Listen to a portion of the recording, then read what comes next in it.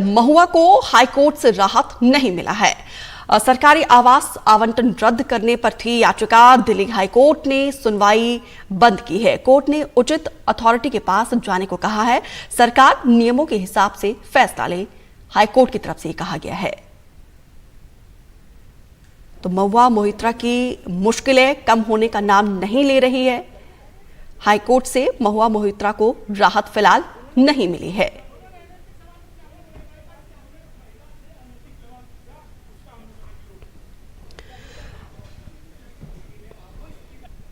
Supreme court से हमारे सहयोगी आशीष भार्गव जुड़े हुए हैं। आशीष जी, महुआ मोहित्रा की मुश्किलें कम होने का नाम नहीं ले रही है। अब देखिए, हाई कोर्ट की तरफ से भी कहीं ना कहीं एक सेटबैक लगा है महुआ को।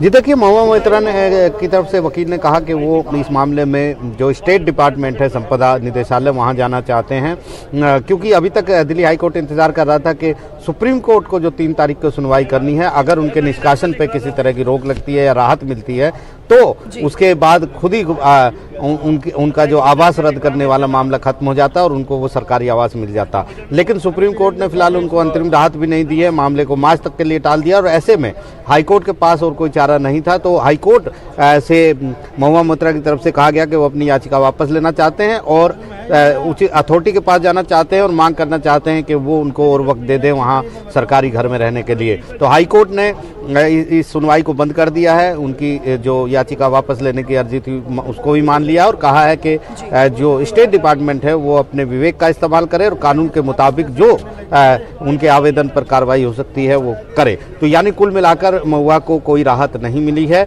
और अगर स्टेट डिपार्टमेंट भी उनकी इस मांग को ठुकरा देता है, उनकी इस अर्जी को ठुकरा देता है, तो निश्चित तौर पर उनको सरकारी आवास भी खाली करना पड़ेगा। और सुप्रीम कोर्ट के बाद अब ये जो बुधवार को सुप्रीम कोर्ट से उन्हें एक अंतरिम राहत नहीं मिली, किसी भी तरह की सदन की कार्रवाई में हिस्सा लेने की राहत भी नहीं मिली, उसके बाद अब जो है हाई कोर्ट में भी उनकी सुनवाई बंद हो गई है। जी आशीष जी, अब क्या विकल्प रहता है महुआ के पास?